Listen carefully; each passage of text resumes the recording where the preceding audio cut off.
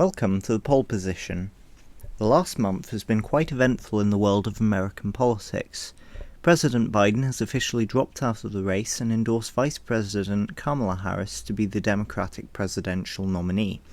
Meanwhile, the Republican nominee and former President Donald Trump has survived an assassination attempt and has now been confirmed as the Republican nominee.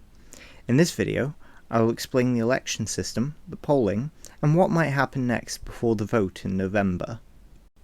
The way the US picks their president is far different to how other countries elect their heads of state. They use a system known as the Electoral College, where voters elect delegates who then vote for a president on their behalf.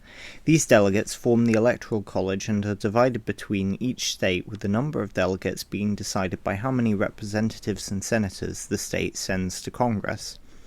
For example, California has 52 representatives and 2 senators, giving them 54 electoral votes, whilst Wyoming has just 1 representative and 2 senators, giving them 3 electoral votes, as each state is given the same number of senators. There is also the District of Columbia, which is guaranteed 3 electoral votes despite not being in a state. Normally, a candidate has to win a plurality of votes in a state, which would give them all of the electoral votes regardless of the margin of victory, in a similar way to first past the post. However, the states of Maine and Nebraska have a system whereby a candidate can win an electoral vote if they win the popular vote within an individual congressional district. Candidates will need an outright majority of 270 out of the 538 votes to get the presidency, otherwise the winner will be decided by Congress in a complex process that probably deserves its own video. Currently, the 2 main contenders are former President Donald Trump and incumbent Vice President Kamala Harris. Polling has been somewhat mixed since Harris replaced Biden as the main contender, with a poll from Ipsos and Reuters between the 22nd and 23rd of July finding Harris with 44% of the vote and a 2-point national lead over Trump on 42%. Whilst the Wall Street Journal and Fabrizio Lee and Associates poll on the 25th of July found that Trump held a 49% of the vote compared to Harris on 47%, showing a 2-point lead the other way. It's worth noting, however, that this is a far different picture compared to the beginning of the month when Joe Biden was trailing consistently behind Trump before he dropped out, showing that the race has become more competitive since Harris has stepped in, supposedly proving to Democrats that Harris is a better choice for them than sticking with Biden.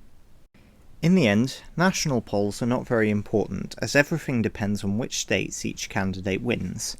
This election has 6 key states that Republicans need to gain to win the presidency, with Pennsylvania, Georgia, Nevada, Arizona, and Michigan and Wisconsin being seen as the states that will decide the election, with polling generally showing a close race with Trump slightly in the lead in most of the races, with a Redfield and Wilton survey commissioned by the Telegraph from the 22nd to 24th of July, putting Trump in the lead in 5 of the aforementioned states and tied in 1.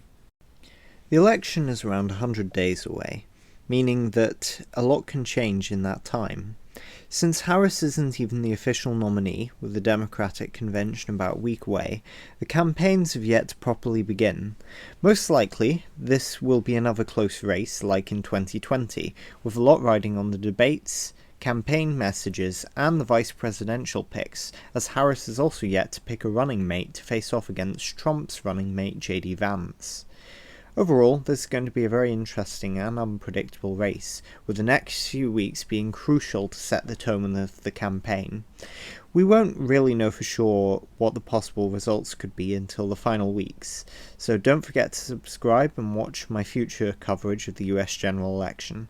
I realise that there are many factors I've not covered, such as the effect of third-party candidates or the campaign finances, so over the next few months I shall be covering as much as possible on this election, so be sure to comment below about what you want to see next. You can also follow me on X and Instagram for updates and posts with the tags in the description below. As always, have a great day and I'll see you next time.